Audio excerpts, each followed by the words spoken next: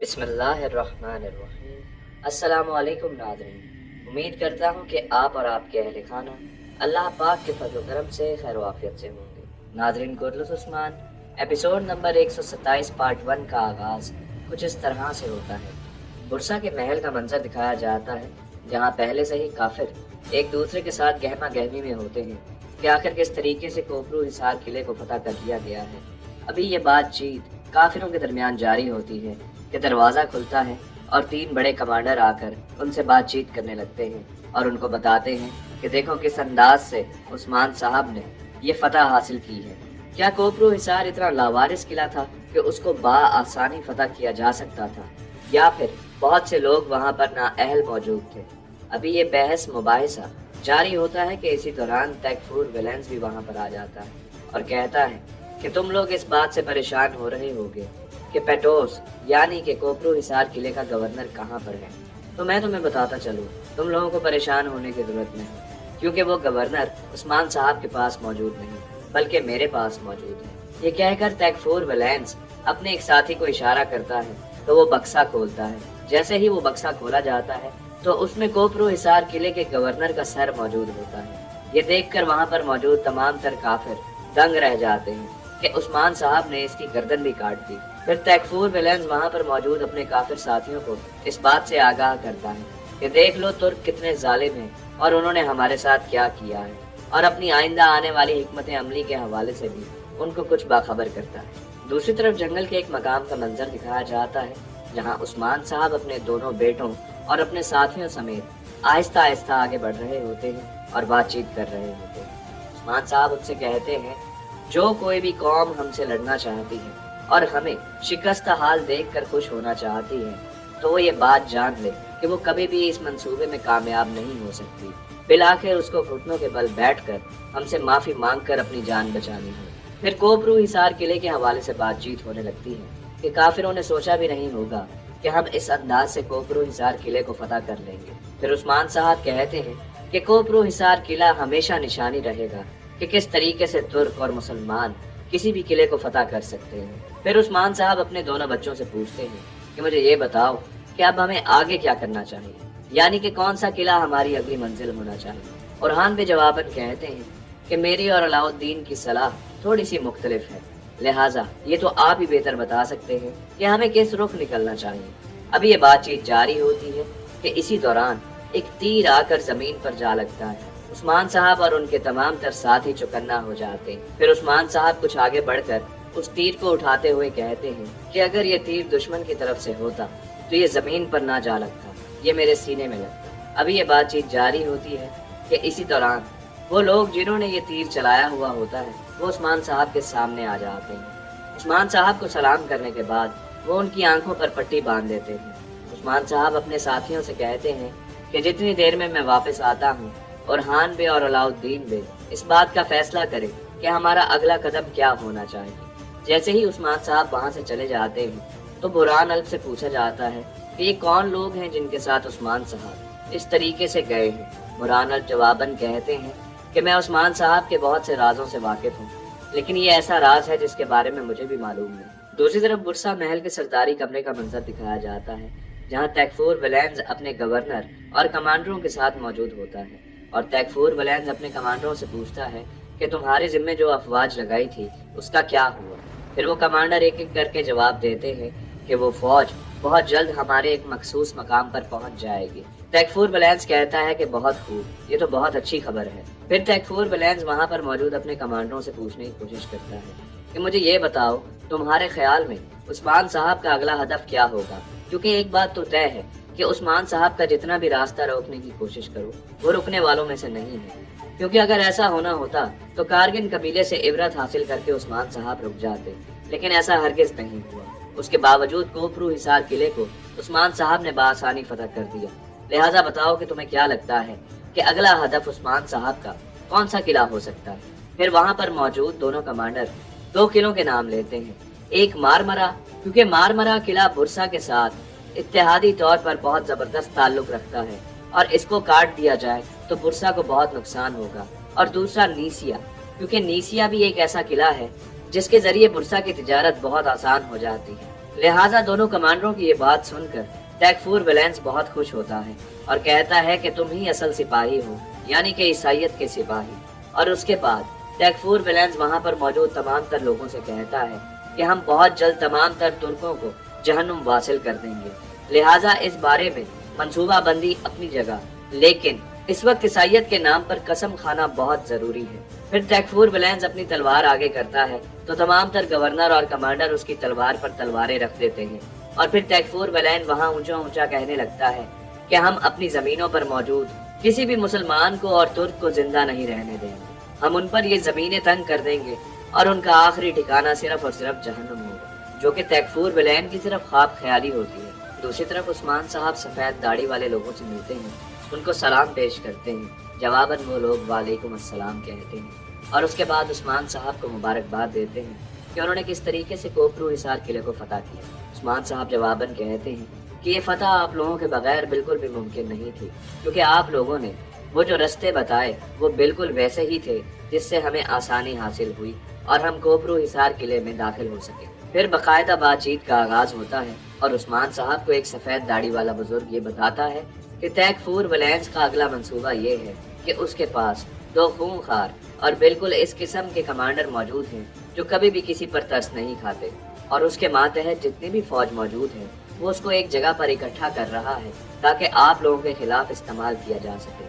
उस्मान साहब जवाबन कहते हैं कि ठीक है, इन लोगों को भी आने दो, बहुत जल्द इनको भी कत्ल कर दिया जाएगा।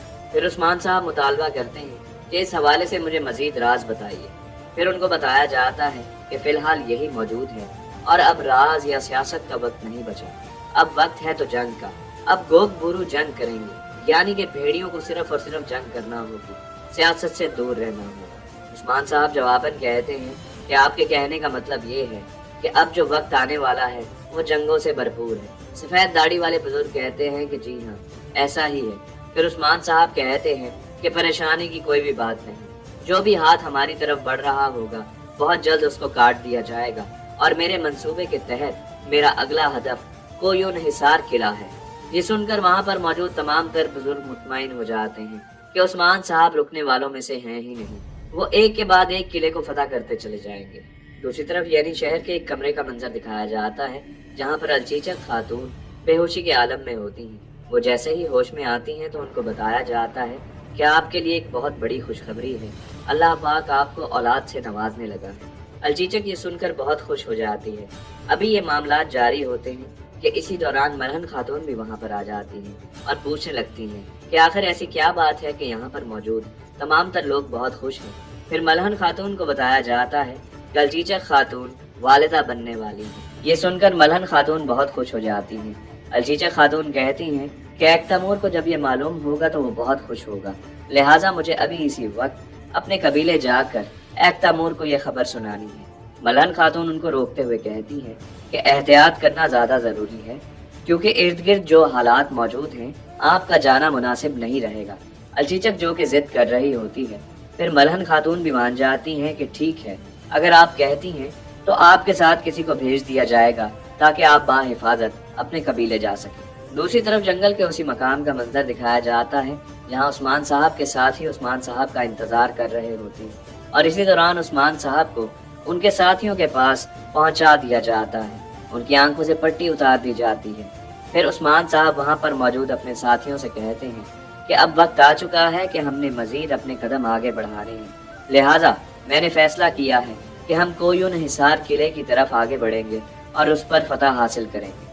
ये सुनकर वहाँ पर मौजूद तमाम तर लोग खुश हो जाते हैं और फिर उस्मान साहब एक तैमूर से पूछते हैं कि आपके जिम्मे एक काम लगाया गया था, वो ये कि इस किले के अंदर मौजूद तमाम तर मालूमात हम तक पहुँचनी चाहिए, तो बताइए कि आपके जासूसों ने काम सही से किया है कि नहीं। एक तैमूर जवाबन कहते हैं कि अभी मेरे जासूस कुछ ही देर में आने वाले होंगे। इसी दौरान कोतलू वहाँ पर आ जाता है और वो उस्मान साहब को आकर बताता है कि तैकफूर वैलेंस ने कारगिन कबीले पर जब बेदर्दी से हमला किया तो इस हवाले से कोयून हिसार किले में जश्न मनाने का ऐलान किया गया, लेकिन जैसे ही कोपरो हिसार किले को आपकी तरफ से फतह किया गया तो उन लोगों का जश्न खत्म हो गया और उन लोगों ने अपने फौजियों को जगह जगह तैनात कर दिया और इर्द गिर्द के तमाम तर किलों में अपनी नफरी भी बढ़ा दी। یہ سن کر عثمان صاحب مسکرانے لگتے ہیں اور کہتے ہیں کہ ان کافروں کو معلوم ہی نہیں کہ میرے اگلے ہدف کیا ہیں۔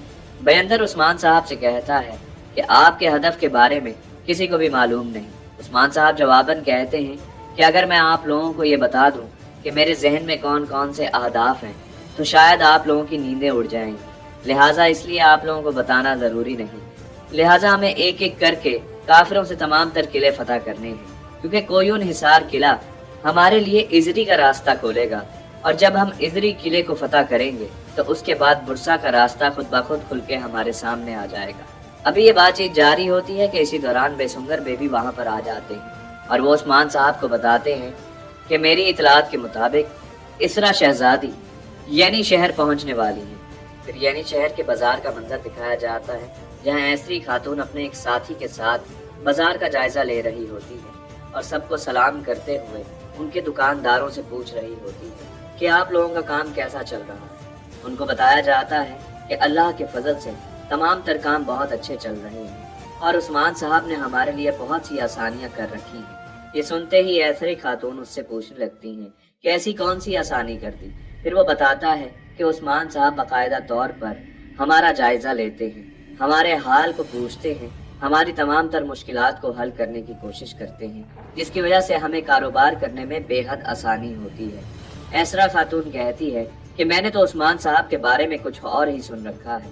ملہن خاتون بھی پیچھے موجود ہوتی ہیں۔ وہ ایسرا خاتون سے کہتی ہیں کہ آپ نے کیا سن رکھا ہے؟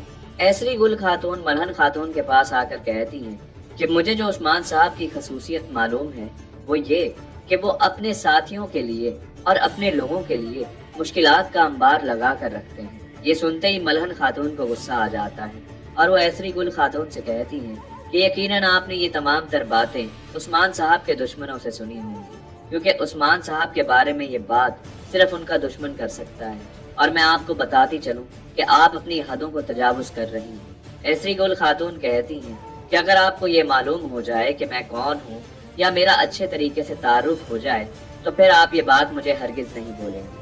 ملہن خاتون جواباً کہتی ہیں کہ مجھے بہت اچھے سے معلوم ہے کہ آپ کا نام ایسری گل خاتون ہے، لیکن ہم آپ کا انتظار یعنی شہر کے محل میں کر رہے تھے، آپ یہاں بازار میں موجود ہیں۔ ایسری گل خاتون کہتی ہیں کہ میرے لیے یہ جاننا بہت ضروری تھا کہ یہاں پر موجود تاجروں کی رائے عثمان صاحب کے بارے میں کیا ہے، کیونکہ جیسے کہ میں نے آپ کو پہلے بتایا ہے کہ عثمان صاحب اس بات سے مشہور ہیں کہ وہ اپنے لوگوں کے لیے نئی نئی مشکلات اٹھا کر رکھتے ہیں، کیونکہ حالیہ صورتحال پر اگر آپ لوگ غور کریں تو بآسانی معلوم ہو جائے گا کہ عثمان صاحب کے دشمن کہاں کہاں اور کیسے بیٹھے ہیں۔ ٹیکفور ویلینس کے ساتھ دشمنی، اس کے ساتھ کنیا میں موجود عثمان سلطانہ کے ساتھ دشمنی، اور ساتھ ہی ساتھ نیمان کے ساتھ بھی دشمنی اپنی جاری رکھی ہوئی ہے۔ لہٰذا عثمان صاحب کے ساتھ رہنے والے لوگ کتنے غیر محفوظ ہو سکتے ہیں۔ ملہن خاتون جواب دیتے ہوئے کہتی ہیں کہ شاید آپ بھول رہی ہیں کہ آپ اس وقت سرحدی علاقے پر موجود ہیں، اور سرحدی علاقے ہمیشہ ایک ہی بات سے مشہور رہتے ہیں کہ سرحدی علاقوں میں کسی بھی طرف اگر رخ کیا جائے تو دشمن ہی دشمن موجود ہوتے ہیں۔ ایسری گل خاتون ملہن خاتون کو جواب دیتے ہوئے کہتی ہے لیکن بہت سی باتوں میں عثمان صاحب کو اطاعت کرنا بھی بہت ضروری ہے، کیونکہ آپ لوگ سلجوقی سلطنت کے ماتحت ہیں اور سلجوقی سلطنت ہمارے ماتحت ہے۔ دوسری طرف اس مقام کا منظر دکھایا جاتا ہے جہاں عثمان سلطانہ، سلطان علاء الدین اور جلالی موجود ہوتے ہیں۔ سلطان علاء الدین جلالی سے کہتا ہے کہ میرے تمام تر وفادار کمانڈر اور سپاہی جو کہ ابھی بھی میرے لیے اپنے دل میں محبت رکھتے ہیں اور میرے لیے اپنی جان قربان کرنے کو تیار ہیں، ان تمام تر لوگوں سے رابطے بحال کرو اور ان کو بتاؤ کہ بہت جلد ان کی ضرورت پڑنے والی ہے، کیونکہ ان تمام تر لوگوں سے بدلہ لیا جائے گا جنہوں نے مجھے تخت سے اٹھا کر پھینک دیا ہے۔ جلالی کہتا ہے جیسا آپ کا حکم، یہ کہہ کر وہ وہاں سے چلا جاتا ہے۔ اس کے بعد عثمان سلطانہ اور سلطان علاء الدین کے درمیان بات چیت جاری ہو جاتی ہے۔ پھر سلطان علاء الدین عثمان سلطانہ سے کہتا ہے کہ نیمان اور تیکفور دونوں کی طاقت کو ملا کر میں اپنا تخت دوبارہ حاصل کر سکتا۔ عثمان سلطانہ جواباً کہتی ہیں کہ فی الحال جو خبر ملی ہے اس کے مطابق تیکفور ویلینس نے سلطان مسعود کے ساتھ ہاتھ ملا لیا ہے، اور تیکفور ویلینس اور نیمان دونوں ایک ہی ساتھ مل کر کام کریں گے، لہٰذا فی الحال وہ دونوں ہمارے ساتھ مل کر کام نہیں کر سکتے، لیکن میرا وعدہ ہے تم سے کہ ہم ان تمام تر لوگوں سے بدلہ لیں گے جنہوں نے ہم سے ہمارا تخت چھینا ہے، اور بہت جلد عثمان کو بھی اپنے کیے کا جواب دینا ہوگا۔ ہمارے دشمنوں کی فہرست میں بینجی خاتون اور الچیچک بھی شامل ہے، اور ہمارا آغاز بینجی خاتون اور الچیچک سے شروع ہوگا، کیونکہ میں نے ان کو پہلے ہی خبر کی تھی کہ اگر انہوں نے ہمارا ساتھ نہ دیا تو ان کو قتل کر دیا جائے گا۔ لہٰذا الچیچک کو اور بینجی خاتون کو قتل کرنے کے لیے ہمارے سپاہی پہلے سے ہی روانہ ہیں۔ دوسری طرف جنگل کے ایک مقام کا منظر دکھایا جاتا ہے جہاں الچیچک خاتون اپنے سپاہیوں کے ساتھ آگے بڑھ رہی ہوتی ہے، جبکہ والدہ سلطانہ کی طرف سے بھیجا گیا وہ شخص جس کا کام الچیچک خاتون کو نقصان پہنچانا ہوتا ہے، وہ پہلے سے ہی جنگل میں ان کا انتظار کر رہا ہوتا ہے۔ وہ اپنے سپاہیوں سے کہتا ہے کہ اسمان سلطانہ کا حکم ہے کہ الچیچک خاتون کو زندہ اسمان سلطانہ تک پہنچانا ہے، لہٰذا حملہ اس حساب سے ہونا چاہیے کہ الچیچک خاتون کو زیادہ نقصان نہ پہنچے۔ یہ کہتے ہی وہاں پر موجود اس کے ساتھی ان لوگوں پر تیر چلا دیتے ہیں۔ الچیچک خاتون اپنے گھوڑے کے پیچھے چھپ جاتی ہیں۔ دیکھتے ہی دیکھتے دونوں دشمن ایک دوسرے کے سامنے ہو جاتے ہیں اور بہت ہی زبردست انداز میں لڑنا شروع کر دیتے ہیں۔ الچیچک خاتون کے ساتھ جتنے بھی سپاہی موجود ہوتے ہیں، کیونکہ وہ پہلے سے اس تیاری کے ساتھ نہیں جا رہے ہوتے کہ ان پر حملہ ہو سکتا ہے، لہٰذا والدہ سلطانہ کے سپاہی الچیچک کے سپاہیوں پر بہت جلد حاوی پڑ جاتے ہیں۔ الچیچک خاتون جو کہ بہت ہی زبردست انداز میں لڑ رہی ہوتی ہے، کارابل الچیچک خاتون کو لڑتا دیکھ کر ان کے پاس جاتا ہے اور کہتا ہے کہ تم اور تمہاری ماں نے اسمان سلطانہ کے ساتھ غداری کی ہے، لہٰذا اب تم لوگوں کو اس غداری کی سزا ملنے والی ہے۔ الچیچک خاتون جواباً کہتی ہیں کہ غدار ہم نہیں، غدار اسمان سلطانہ ہے۔ اس بحث کے بعد ان دونوں کے درمیان لڑائی جاری ہو جاتی ہے۔ کارابل الچیچک خاتون پر حملہ کرتا ہے اور تلوار ان کے پیٹ میں مار دیتا ہے، جس کی وجہ سے الچیچک خاتون زخمی ہو جاتی ہے۔ جب الچیچک خاتون کو اس بات کا اندازہ ہو جاتا ہے کہ وہ اس شخص سے نہیں لڑ سکتی تو وہ وہاں سے آگے کی طرف دوڑنے لگتی ہے۔ کارابل جو کہ دوسرے سپاہیوں کو قتل کرنے میں مصروف ہوتا ہے، اس وجہ سے الچیچک خاتون کو وہاں سے بھاگنے کا موقع مل جاتا ہے۔ جیسے ہی الچیچک خاتون کے تمام تر سپاہیوں کو زخمی یا شہید کر دیا جاتا ہے، پھر الچیچک خاتون کو ڈھونڈنے کے لیے اسمان سلطانہ کے وہ سپاہی جنگل کی طرف نکل پڑتے ہیں۔ الچیچک خاتون ایک درخت کی آڑ میں اپنے آپ کو چھپا لیتی ہے۔ وہ سپاہی الچیچک خاتون کو ڈھونڈتے ڈھونڈتے تھک جاتے ہیں اور بالآخر اس نتیجے پر پہنچتے ہیں کہ الچیچک خاتون اس جنگل میں کہیں چھپ چکی ہیں، لہٰذا ان کو ڈھونڈنے کے لیے آگے بڑھا جائے۔ جیسے ہی وہ آگے بڑھتے ہیں اور الچیچک خاتون کو ڈھونڈنا شروع کرتے ہیں تو الچیچک خاتون ان کو نہیں ملتی اور دوبارہ وہ واپس پلٹ پڑتے ہیں۔ جب الچیچک خاتون کو اس بات کا اندازہ ہوتا ہے تو وہ اپنے آپ کو ندی کے اندر چھپا لیتی ہیں اور اپنا سانس روک لیتی ہیں۔ وہ شخص آ کر ندی میں بھی تلاش کرنے کی کوشش کرتا ہے، لیکن اسے الچیچک خاتون کا پتہ معلوم نہیں ہوتا۔ بالآخر اس سے پوچھا جاتا ہے کہ اب ہم والدہ سلطانہ کو جا کر کیا جواب دیں گے؟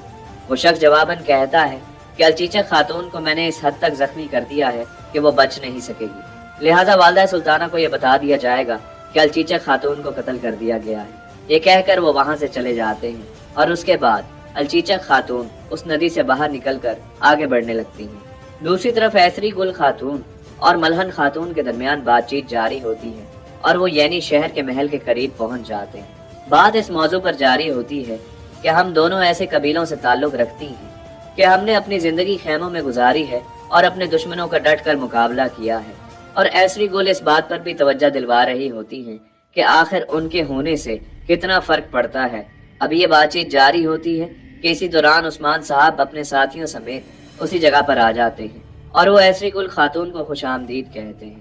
پھر ایسری گل خاتون عثمان صاحب سے بات کرتے ہوئے کہتی ہیں کہ اگر ہم آپ کو بچانے کے لیے نہ آتے تو آپ کا کیا ہوتا؟ عثمان صاحب جواباً کہتے ہیں کہ آپ نے بالکل درست فرمایا، آپ کے درست وقت پر آنے سے میری بہت مدد ہوئی ہے اور اس کے لیے میں شکر گزار ہوں، لیکن ہم لوگوں کا مقصد ایک ہے، ہم لوگوں کا مقصد اللہ کے راستے پر چلنا ہے، اور اللہ کے کرم سے ہم تمام تر لوگ یہاں پر موجود مسلمان ہیں، لہٰذا ہم لوگوں کا مقصد ایک ہونے کی وجہ سے ہم بہت سے معاملے میں شریک ہیں، اور میں آپ کو آج رات کھانے کی دعوت دیتا ہوں تاکہ آپ کھانا کھانے میں بھی ہمارے ساتھ شریک ہوں۔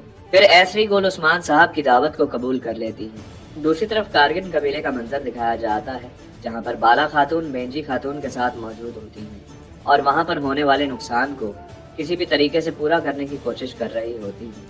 جلے ہوئے خیموں کے حوالے سے ان کو ٹھیک کرنے کی کوشش کر رہی ہوتی ہیں اور اپنے سپاہیوں کو حکم دے رہی ہوتی ہیں کہ اس نقصان کی اچھے سے اچھے طریقے سے بھرپائی ہونی چاہیے۔ پھر بالا خاتون بینجی خاتون سے کہتی ہیں کہ عثمان صاحب کی طرف سے حکم آیا ہے، آپ کو جو سزا دی گئی تھی وہ سزا واپس لے لی گئی ہے۔ بینجی خاتون یہ سن کر بہت حیران ہوتی ہیں اور مطمئن بھی، لیکن ساتھ ہی ساتھ وہ بالا خاتون سے کہتی ہیں کہ میں نہیں چاہتی کہ مجھے سزا دیے بغیر چھوڑ دیا جائے، کیونکہ مجھے بہت اچھے سے یاد ہے کہ میں نے کیا گناہ کیے ہیں۔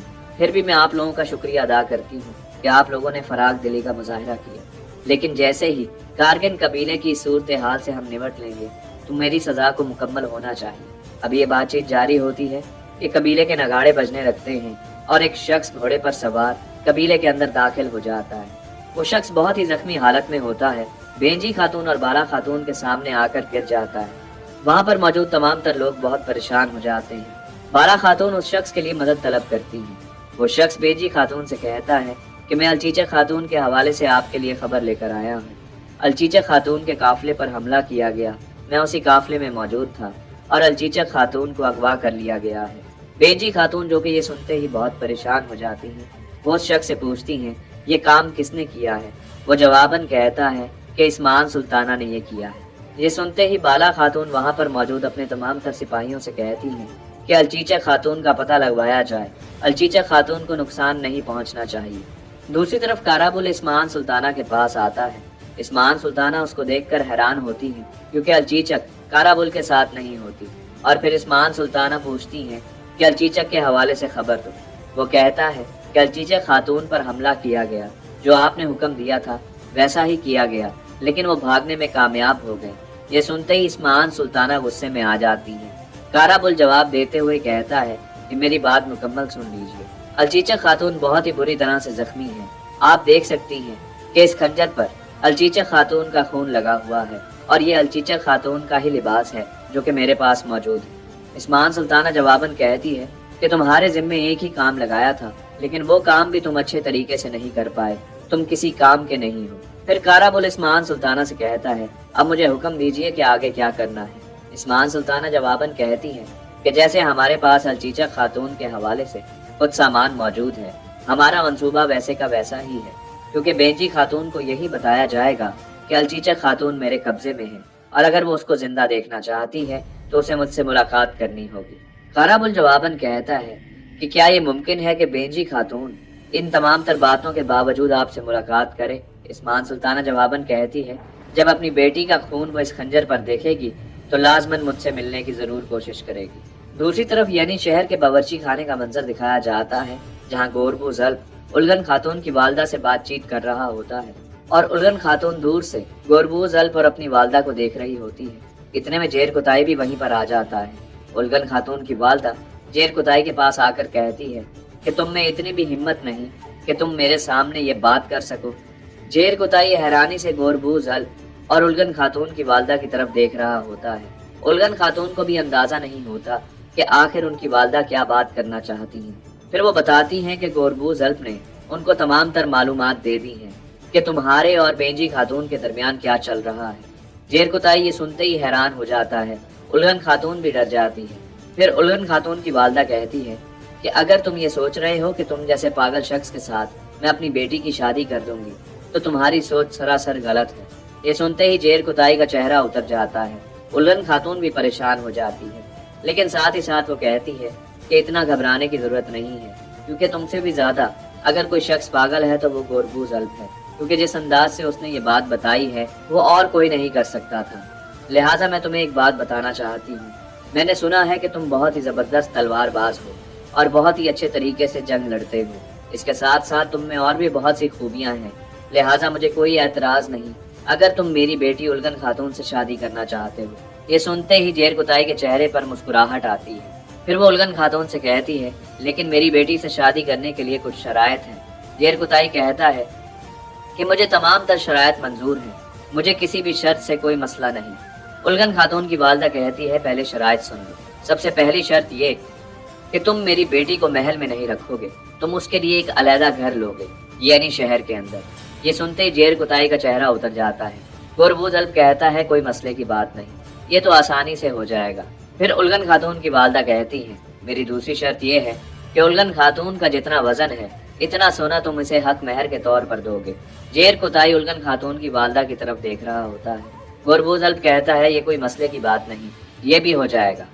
फिर उलगन खातून की वालदा कहती हैं, मेरी तीसरी और आखिरी शर्त ये है कि तुम तमाम तर सरहदी कबीलों में घूमोगे, सरहदी किलों में घूमोगे और देखोगे कि जो भी नायाब चीज है वो नायाब चीज तुम मेरी बेटी को तोहफतन दोगे। गुरबूज अल्प कहता है, ये भी कोई मसले की बात नहीं। जेर कुताई खामोशी से वहां से चला जाता है। जैसे ही जेर कुताई वहां से जाता है, उलगन खातून अपनी वालदा से कहती हैं कि आप एक ही शर्त रख देती कि यानी शहर पूरे का पूरा खरीद कर वो मुझे दे दे।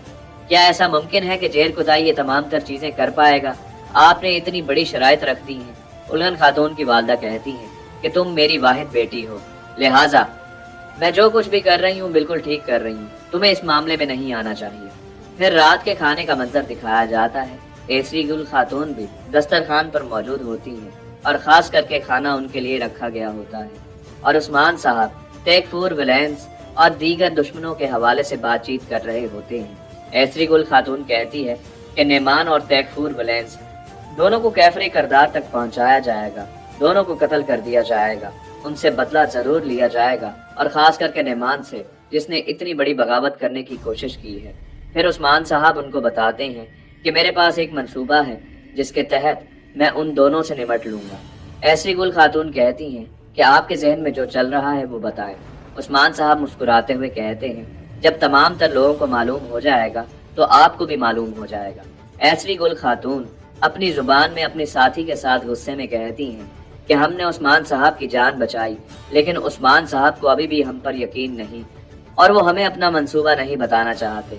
उस्मान साहब जो कि उनकी बात को समझ जाते हैं मुस्कुरा रहे होते हैं, जबकि उरहान पे ऐसरी गुल खातून को उन्हीं की जुबान में जवाब देते हुए कहते हैं कि आपको परेशान होने की जरूरत नहीं, इसका मतलब ये हरगिज नहीं है कि आप पर भरोसा नहीं किया जा रहा। उस्मान साहब का काम करने का तरीका ही यही है, वो बहुत से राज अपने सीने में रखते हैं। जब ऐसरी गुल खातून को ये अंदाजा होता है कि उरहान पे उनकी जुबान को बहुत अच्छे तरीके से जानती हैं, तो वो मुतमईन हो जाती हैं और उस्मान साहब से कहती हैं कि मुझे ये देखकर बहुत खुशी हुई कि आपने अपने बेटों की तरबियत दीन इस्लाम की फलाह के लिए की है और उन पर की गई मेहनत साफ दिखाई दे रही है, क्योंकि हम उन लोगों की बहुत कदर करते हैं जो हमारी जुबान को जानते हैं और खास करके इसलिए अगर उनका मकसद हक का मकसद हो। कुमराल अब्दाल भी वहीं पर मौजूद होते हैं। फिर कुमराल अब्दाल कुरान मजीद के हवाले से बातचीत करने लगते हैं और एक हदीस का मफहूम बताते हुए कहते हैं कि कुरान मजीद अल्लाह की रस्सी है, जिसने इसको थाम लिया उसने फलाह पा ली। ऐसी गुल खातून जवाबन कहती है, जब भी इस्लाम या कुरान मजीद की कोई भी बात सामने रखी जाती है तो उस बात का मेरे जहन और मेरे वजूद पर बहुत भारी असर होने लगता है, एक अजीब सी कशिश महसूस करती हूँ। दूसरी तरफ उसी मकाम का मंजर दिखाया जाता है जहाँ इस्मान सुल्ताना के साथ सुल्तान अलाउद्दीन मौजूद होते हैं। सुल्तान अलाउद्दीन इस्मान सुल्ताना से कहते हैं कि हमारा महाज कितना बड़ा है, लेकिन उसके बावजूद आप इन छोटी छोटी चीजों में पड़ी हुई हैं, यानी कि बेंजी खातून और अलचीचक खातून। इस्मान सुल्ताना जो कि खाना खा रही होती है वो कहती है, दरअसल बात यह है कि मैं कोई भी काम नामुकम्मल नहीं छोड़ती, मैं अपने तमाम तर काम मुकम्मल करती हूँ। जबकि सुल्तान अलाउद्दीन इसी बात पर तवज्जो दिला रहा होता है कि फिलहाल बेंजी खातून और अलचीचक को उसके हाल पर छोड़कर हमें अपनी हिकमत अमली तैयार करनी चाहिए। इस्मान सुल्ताना ये बात दोबारा सुनकर गुस्से में आ जाती हैं और चिल्लाते हुए कहती हैं कि मैंने तुम्हें पहले ही कहा है कि मैं अपना कोई भी काम अधूरा नहीं छोड़ती, और खास करके जिस किसी ने बगावत की हो या धोखा दिया हो तो मैं उसको हरगिज नहीं छोड़ूंगी। और बेंजी खातून और अलचीचक के लिए ये सबक जरूर होना चाहिए कि जो कुछ उन्होंने किया है उसके बाद उनका अंजाम यही बनता है। और जहाँ तक बात रही मकसद की, मकसद तो पूरे होते रह जाते हैं, लेकिन बदला लेना बहुत जरूरी होता है और मैं उनसे बदला ले रही हूँ। दूसरी तरफ कुमराल अब्दाल उसी दस्तरखान पे दीन इस्लाम के हवाले से और मुसलमानों के हवाले से बातचीत कर रहे होते हैं और वो समझा रहे होते हैं कि जब तक मुसलमान एक साथ हैं, यानी कि मुत्तहिद हैं, और उनके दरमियान कोई ऐसा मसला नहीं जिसकी वजह से इख्तलाफात हो रहे हैं, तो कोई भी मुसलमानों पर हावी नहीं पड़ सकता और मुसलमानों को मगलूब नहीं कर सकता। फिर ऐसरी खातून कहती हैं, जहाँ तक मैं देख रही हूँ मुसलमानों के अंदर बहुत से मसाइल पैदा हो चुके हैं, उनको आखिरत की नहीं उनको दुनिया की फिक्र है, वो माल बनाने में लगे हुए हैं और ऐसी सूरत हाल में कोई भी कौम कमजोर पड़ जाती है। कुमराल अब्दाल जवाबन कहते हैं कि आपने बिल्कुल ठीक फरमाया। फिर कुमराल अब्दाल कुरान मजीद की एक आयत का मफहूम बताते हुए कहते हैं कि तुम में सबसे ज्यादा बेहतर वो है जो सबसे ज्यादा मुत्तकी है, यानी कि अल्लाह से डरने वाला। और अल्लाह से डरने वाला शख्स कभी भी दुनिया की मालो दौलत के पीछे नहीं भागता। वो अल्लाह के साथ अपना रिश्ता कायम रखना चाहता है और इसीलिए उसको सीधे रास्ते पर चलना होता है। इसका मतलब ये है कि जिसके पास जितना है वो उसमें अल्लाह का शुक्र अदा करे, ना कि माल दौलत और इक़्तिदार की लालच में मुसलमान का दुश्मन हो बैठे। ऐसरी खातून कहती हैं कि आपने बिल्कुल दुरुस्त फरमाया। अभी ये बातचीत जारी होती है कि इसी दौरान बाला खातून और बेंजी खातून अपने कुछ सिपाहियों समेत वहाँ पर आ जाती हैं। फिर वो उस्मान साहब को बताती हैं कि अलचीचक खातून को अगवा कर लिया गया है। एक तैमूर भी वहीं पर मौजूद होता है। ये सुनकर वो बहुत परेशान हो जाता है। वो पूछ रहा होता है कि आखिर ये काम किसने किया है। मलहन खातून एक तैमूर को बताती है कि तुम्हारी बीवी तुम्हें ये खुशखबरी देना चाहती थी कि अल्लाह पाक तुम दोनों को औलाद से नवाज रहा है। एक तैमूर ये सुनकर मजीद जज्बाती हो जाता है। आयशा खातून भी मजीद परेशान हो जाती है क्योंकि उनको भी पहले मालूम नहीं होता कि अलचीचक की ये सूरत हाल है।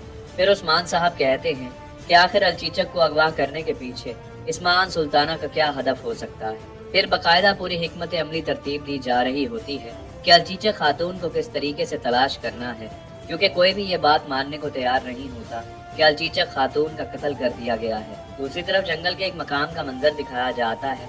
रात की तारीकी में अलचीचक खातून बहुत मुश्किल से चलते चलते एक जगह बैठ जाती हैं और बहुत परेशान होती हैं। अल्लाह को पुकार रही होती हैं, अल्लाह से मदद तलब कर रही होती हैं और साथ ही साथ एक तैमूर को भी याद कर रही होती हैं कि एक तैमूर तुम कहाँ हो, तुम मुझे बचाने के लिए अब तक क्यों नहीं पहुँचे।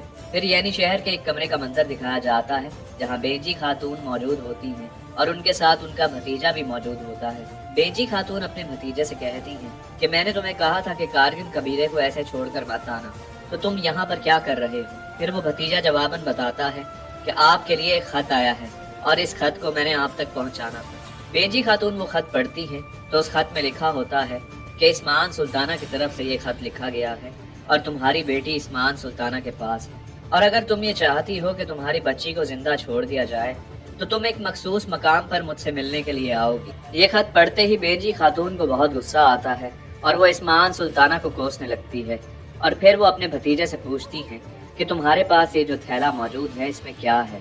फिर वो उस थैले को खोल के देखते हैं तो उसमें अलचीचक खातून का लिबास मौजूद होता है।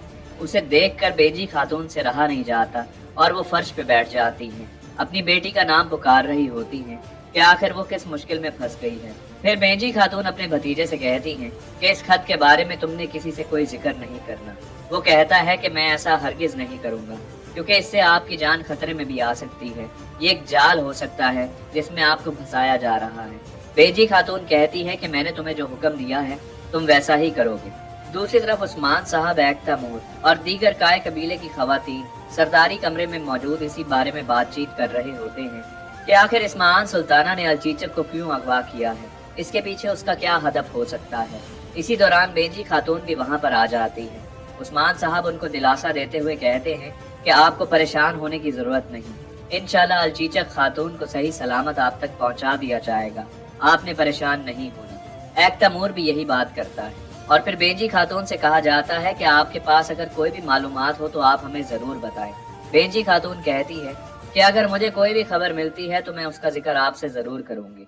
फिर यानी शहर के एक कमरे का मंजर दिखाया जाता है जहां आयशा खातून एक तैमूर के पास होती है और आयशा खातून एक तैमूर को दिलासा दे रही होती है कि तुम परेशान मत हो, सब ठीक हो जाएगा। एक तैमूर जवाबन कहते हैं कि मैं क्यों ना परेशान हूँ, पहले कारगिल कबीले के ऊपर हमला किया गया, मैं कारगिल कबीले के लोगों को नहीं बचा सका। फिर मेरी बीवी यानी कि अलचीचक खातून को अगवा कर लिया गया, मैं क्यों ना परेशान हूँ, मैं किसी की भी हिफाजत नहीं कर सका। आयशा खातून कहती हैं कि इंशाअल्लाह अल्लाह अलचीचक की हिफाजत करेगा, तुम परेशान मत हो। दूसरी तरफ बुरसा के किले के सरदारी कमरे का मंजर दिखाया जाता है जहाँ पर तैकफूर वैलेंस उस्मान साहब की तमाम तर पुरानी बातें याद कर रहा होता है, यानी कि इस अंदाज से कि उस्मान साहब में कौन कौन सी सलाहियतें मौजूद थी। तो वो याद करता है कि उस्मान साहब जब उसके सामने मौजूद थे और जैसे ही तैकफूर वैलेंस ने उनको गुस्सा दिलाने की कोशिश की थी तो उस्मान साहब बिल्कुल भी गुस्सा नहीं हुए थे, क्योंकि तैकफूर वैलेंस ने ये अल्फाज इस्तेमाल किए थे कि ये एक बकरियां चराने वाला शख्स जो कि शायद मेरे बावर्ची खाने में काम कर रहा होता इस वक्त मेरे सामने मौजूद है, आखिर इसको मुझसे क्या काम है। जबकि उस्मान साहब ने इस बात का कोई गुस्सा नहीं किया था। और फिर वो ये भी याद करने लगता है कि जब हमने पहले से ही तीर अंदाजों को अपनी जगह पर तैनात किया हुआ था तो उस्मान साहब ने उनको देख लिया था, लेकिन उसके बावजूद वो बुखलाए नहीं थे। तो वो ये समझने की कोशिश कर रहा होता है कि उस्मान साहब आखिर किस किस्म के दुश्मन हैं, और बिल आखिर वो किसी नतीजे पर पहुंच ही जाता है। इतने में नेमान भी तैफूर वैलेंस के कमरे में दाखिल हो जाता है और फिर वो नेमान से कहता है कि मैं तुम्हें बताता हूँ कि उस्मान साहब का शिकार आखिर कैसे किया जा सकता है, तुम मेरे साथ चलो। दूसरी तरफ जंगल के एक मकाम का मंजर दिखाया जाता है जहाँ उस्मान साहब अपने साथियों समेत मौजूद होते हैं और कहते हैं कि जैसा कि मैंने कहा था, अब हम अपने दुश्मनों का सर कुचलने के लिए जा रहे हैं। उनके साथी उनसे पूछने लगते हैं कि हम किसे कत्ल करने जा रहे हैं। उस्मान साहब जवाबन कहते हैं कि तैफूर वैलेंस को कत्ल करने के लिए जा रहे हैं, और फिर उस्मान साहब उसका पूरा मंसूबा बताते हैं कि उसके पास जितनी भी फौजें आ रही हैं मगरिब से आ रही हैं, और वो उनकी बल पे हमसे लड़ना चाहता है, हमें ख़त्म करना चाहता है। लेकिन हमारी चाल ये है कि हम उसे कत्ल कर देंगे, क्योंकि वो ये बात नहीं जानता कि दुनिया में सबसे बड़ी ताकत इल्म है, और मुझे उसकी चाल का पहले से ही इल्म है कि वो क्या करने जा रहा है। फिर उस्मान साहब जेर कुताई और बेसुंगर को 2 खत थमाते हैं और उनको 2 किलों के नाम लेकर कहते हैं कि आप लोग वहाँ पर जाकर एहतियाती तदाबीर पर काम कीजिए। जेर कुताई उस्मान साहब से पूछता है, आखिर आप कहाँ जा रहे हैं? फिर उस्मान साहब बताते हैं कि मैं उन पर हमला करने के लिए जा रहा हूँ। जेर कुताई कहता है कि आप इस तरह नहीं जा सकते, हमारा आपके साथ होना बहुत ज़रूरी है। उस्मान साहब जवाबन कहते हैं कि मैं अकेला नहीं जा रहा, अब मेरे दोनों बच्चे तैयार हैं, यानी कि वो बड़े हो चुके हैं और उन्होंने तलवारी तरबियत भी बहुत ज़्यादा हासिल कर ली है। अब उनको आजमाने का वक्त आ चुका है, लिहाजा अब सब अपनी अपनी जिम्मेदारियां पूरी करने के लिए अपने अपने मकामात पर चले जाएं। दूसरी तरफ जंगल के एक मकाम का मंजर दिखाया जाता है जहां बेंजी खातून अपने भतीजे के साथ अलचीचे खातून की तलाश में इस्मान सुल्ताना से मिलने के लिए जा रही होती हैं कि अचानक सल्जूकी सिपाही बेंजी खातून को चारों तरफ से घेर लेते हैं और कहते हैं कि अपने हथियार गिरा दो। बेंजी खातून अपनी तलवार निकाल कर फेंक देती है। उसके बाद इस्मान सुल्ताना और सुल्तान अलाउद्दीन वहां पर आ जाते हैं। बेंजी खातून इस्मान सुल्ताना से कहती हैं कि तुम हमेशा से ऐसे ही करतूत करते चली आई हो, पहले भी तुमने दुश्मनों से हाथ मिलाकर तुर्कों को बहुत नुकसान पहुंचाया है और अभी भी तुम बाज नहीं आ रही हो, लिहाजा अब मैं यहाँ पर मौजूद हूँ, मुझे मेरी बेटी दे दो। तुमने मुझसे जो भी बदला लेना है तुम ले सकती हो, लेकिन अलचीचक को कुछ भी मत कहना। इस्मान सुल्ताना जवाबन कहती है कि एक तो तुम्हारी बेटी मेरे पास मौजूद है और उसके बावजूद तुम इतनी जुर्रत का मुजाहिरा कर रही हो, तुम पर ये जुर्रत बिल्कुल भी नहीं जच रही, और ये फजूल बातें करना बंद करो कि मैंने किसका साथ दिया किसका नहीं दिया। अब वक्त आ चुका है कि मैं तुम दोनों माँ बेटी को कत्ल कर दूं। फिर एक खातून के सर पर कपड़ा डालकर उसको अलचीचक बना के बेंजी खातून के सामने पेश किया जाता है और इस्मान सुल्ताना का एक सिपाही उस लड़की का सर तन से जुदा करने के लिए अपनी तलवार हवा में बुलंद करता है। जैसे ही वो तलवार हवा में बुलंद करता है तो एक तैमूर और वहाँ पर मौजूद दीगर काय कबीले के सिपाही, जिनमें काय कबीले की खवातीन भी मौजूद होती हैं, वो तीर चला देती हैं, जिसकी वजह से वो सल्जूकी सिपाही कत्ल हो जाता है और वहाँ पर एक जबरदस्त लड़ाई का मंजर दिखाया जा रहा होता है। फिर एक पुराना मंजर दिखाया जाता है जिसमें बेंजी खातून के पास वो खत मौजूद होता है जिसमें ये लिखा गया होता है कि अगर तुम अपनी बेटी को बचाना चाहती हो तो अकेले इस मकाम पर आकर इस्मान सुल्ताना से मुलाकात करो। जबकि ये खत वो उस्मान साहब को पढ़ा रही होती है। उस्मान साहब के साथ साथ काय कबीले की खवातीन भी ये खत सुन रही होती हैं और साथ ही साथ वो कहती हैं कि इसके पीछे कोई ना कोई चाल जरूर मौजूद है, क्योंकि वो ये चाहती होगी कि आपको और आपकी बेटी दोनों को कत्ल कर दिया जाए, इसलिए ये आपके लिए जाल बिछाया गया है। गर्ज ये कि उस्मान साहब और उनके घर वालों ने पहले से ही ये चाल चली होती है कि वो उस जगह पर पहुंचेंगे जहां पर बेंजी खातून को मुलाकात का कहा गया है। इस्मान सुल्ताना और सुल्तान अलाउद्दीन के ऊपर वहां पर हमला भी किया जाएगा। बिलाखिर एक जबरदस्त लड़ाई के साथ साथ वहां पर सुल्तान अलाउद्दीन को यह हुक्म दिया जाता है कि आप यहाँ से भाग जाइए। सुल्तान अलाउद्दीन जो कि आगे की तरफ भाग रहे होते हैं, केसरी खातून भी वहीं पर मौजूद होती हैं। वो सुल्तान अलाउद्दीन का ताकुब करने के लिए उनके पीछे पीछे जाती हैं, जबकि इस्मान सुल्ताना और उनके बाकी सिपाहियों को वहां पर घेर लिया जाता है और बिलाखिर इस्मान सुल्ताना से पूछा जाता है कि अलचीचक खातून कहाँ है। फिर वो बताती हैं कि अलचीचक मर चुकी है, अलचीचक को कत्ल कर दिया है। ये सुनते ही बेंजी खातून इस्मान सुल्ताना पर हमला करती हैं। ये हमला बगैर हथियार के होता है, यानी कि मुक्कों और घूसों का। इस्मान सुल्ताना भी जवाबन मुक्का मारती हैं। फिलहाल इस्मान सुल्ताना और एक तैमूर को पीछे हटा लिया जाता है। फिर इस्मान सुल्ताना से पूछा जाता है कि अलचीचक खातून कहाँ है। इस्मान सुल्ताना दोबारा कहती है कि मैंने अलचीचा खातून को कत्ल करवा दिया है। बाला खातून इस्मान सुल्ताना से कहती है कि तुम किसको बेवकूफ बनाने की कोशिश कर रही हो, मैं तुम्हें बहुत अच्छे से जानती हूँ। अगर तुमने उसको कत्ल करना होता तो तुम मेजी खातून के सामने ये काम करती, क्योंकि तुम लोगों को तड़पा कर बहुत खुश होती हो। इस्मान सुल्ताना जवाबन कहती है, बहुत खूब, तुम तो मुझे बहुत अच्छे से जान गई हो।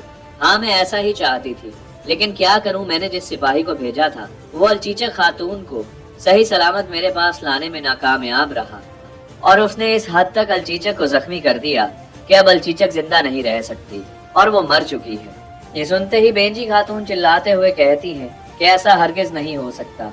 अलचीचक खातून को अल्लाह ताला औलाद से नवाज रहा था।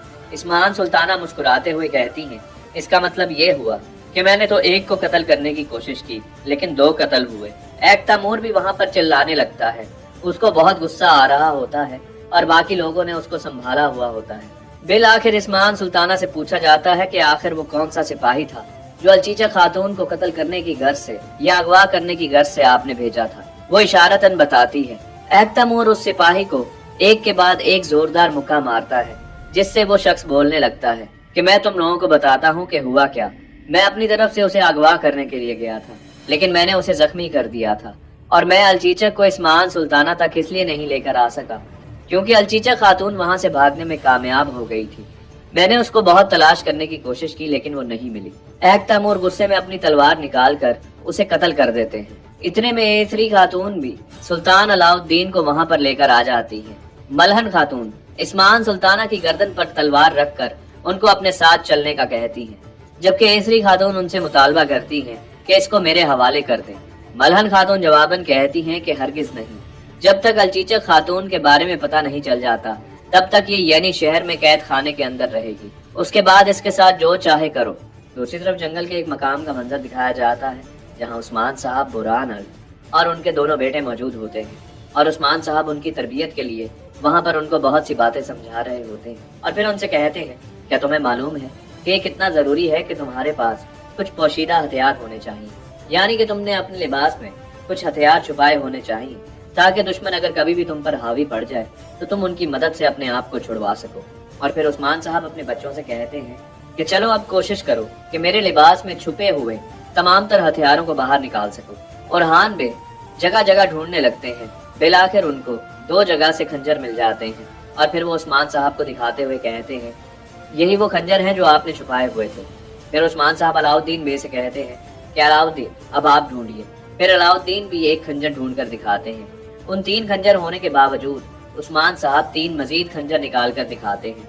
ये देखकर दोनों बच्चे हैरान हो जाते हैं कि आखिर उस्मान साहब ने कहां कहां अपने हथियार छुपाए हुए हैं। और उस्मान साहब फिर यही कहते हैं कि यही एक लड़ाकू या जंगजू शख्स की सबसे बड़ी कामयाबी या अक्लमंदी है कि वो अपने हथियारों का मुकम्मल तौर पर किसी को पता न चलने दे और वक्त आने पर अपने पोशीदा हथियार भी इस्तेमाल करे। उसके बाद उनकी मश्क तब्दील कर दी जाती है। बुरहान अल एक जगह पर खड़े हुए होते हैं। उस्मान साहब बुरहान बे और अलाउद्दीन बे को समझाते हैं कि ये ऐसा हदफ है कि जिसमें दुश्मन को बिल्कुल भी मालूम ना हो कि तुम उसको मारने के लिए या नुकसान पहुंचाने के लिए आगे बढ़ रहे हो।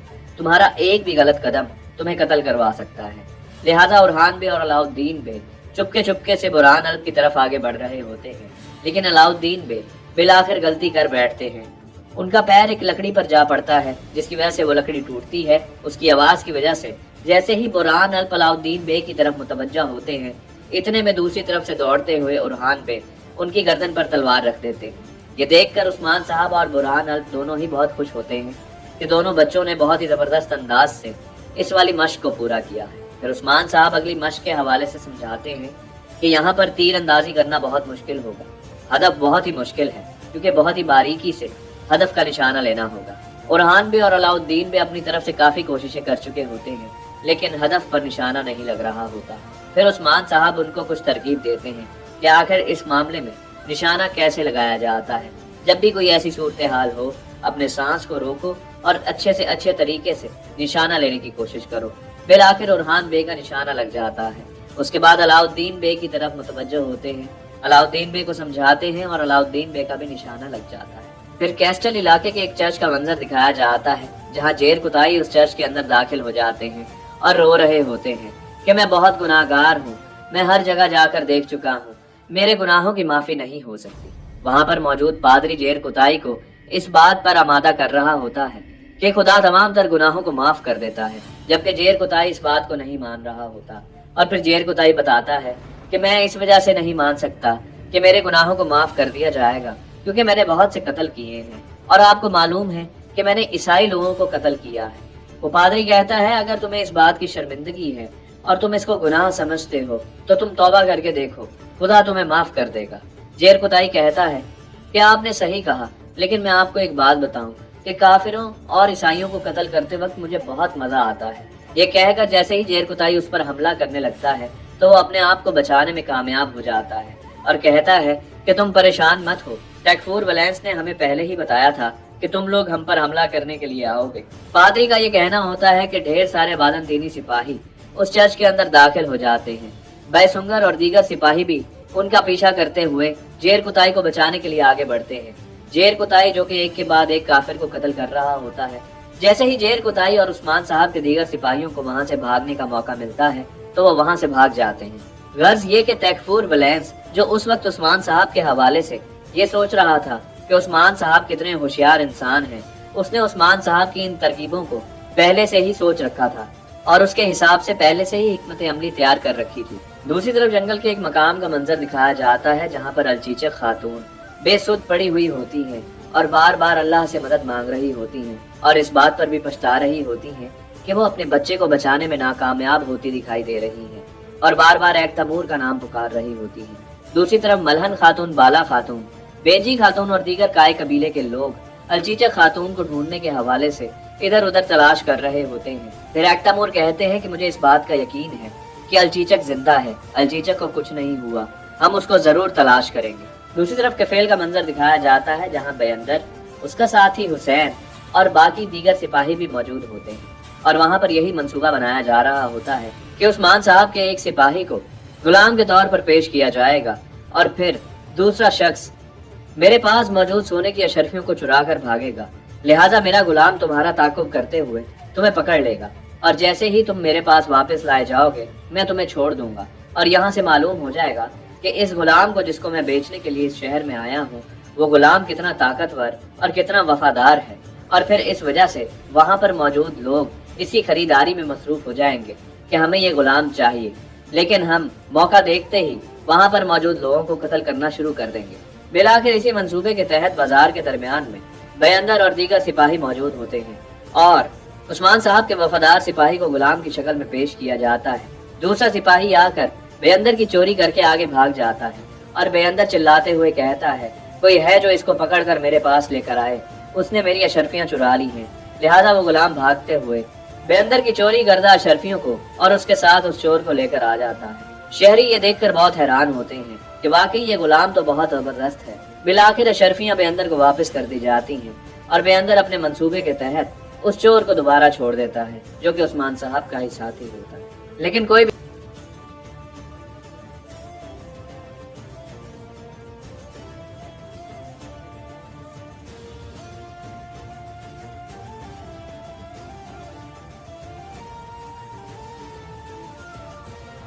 यानी कि एक ताजिर अगर कुछ बेचना चाहता है और अगर उसका माल नहीं बिकता तो उसका माल सस्ते दाम खरीदने के लिए लोग पीछे आते हैं। और अब देखना, इसी तरीके से ताजिर मेरे पीछे आएंगे। जरा पीछे मुड़ के देखो।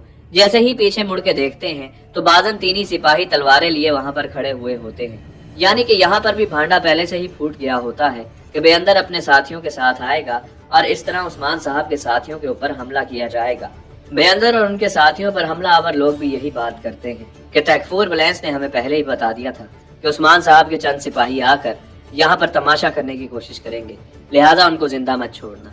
बेअंदर और बाकी सिपाही बहुत जबरदस्त अंदाज में उन सिपाहियों से लड़ रहे होते हैं जो कि टेकफूर वैलेंस के वफादार होते हैं। दूसरी तरफ जंगल के उस मकाम का मंजर दिखाया जाता है जहाँ एकता मूर और दीगर सिपाही अलचीचक की तलाश में होते हैं। फिर एकता मूर एक मकाम पर पहुंच कर कहता है कि यहाँ से सब जुदा हो जाएं और अलचीचक को तलाश करने की कोशिश करें, लिहाजा सब अलग-अलग हो जाते हैं।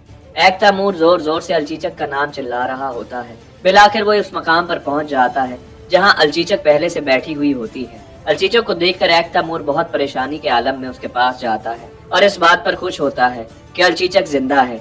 अलचीचक एक तैमूर को देखकर खुश होती है कि बिलाखिर एक तैमूर उस तक पहुंच गया है।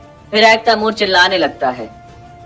फिर जंगल के एक मकाम का मंजर दिखाया जाता है जहां तैकफूर वैलेंस के तीनों कमांडर मौजूद होते हैं और वो जंग के हवाले से अपनी हिकमत अमली बता रहे होते हैं, जिसमें से दरमियान वाला कमांडर कहता है कि जैसे ही यहाँ पर हमारे तमाम तर फौजी दस्ते आ जाएंगे तो उसके बाद मैं शैतानों के साथ मिलकर काम करूंगा। गर्ज ये कि किसी भी मुसलमान या तुर्क को जिंदा नहीं छोड़ा जाएगा। फिर वो कमांडर बाकी दोनों कमांडरों के जिम्मे मुख्तलिफ काम लगाता है।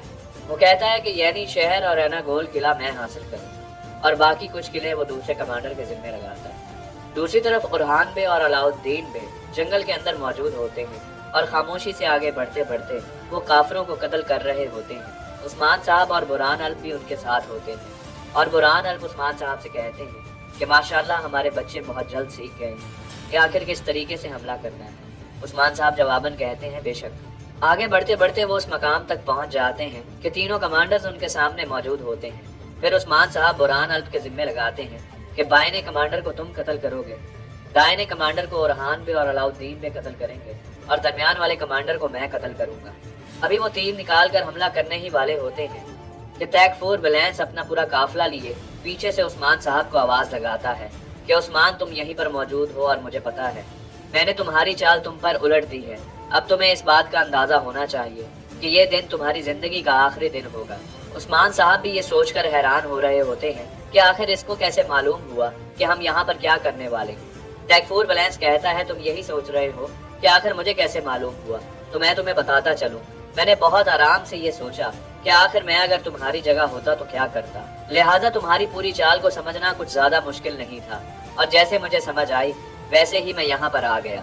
तुम्हारे पास भागने के लिए अब कोई जगह नहीं, लिहाजा अपने आप को मेरे हवाले करो ताकि मैं तुम्हें इज्जत की मौत दूं।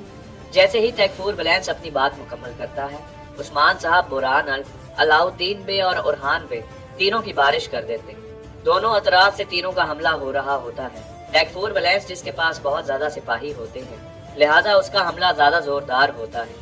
उस्मान साहब अपने बच्चों से कहते हैं कि तुम लोग यहाँ से चले जाओ।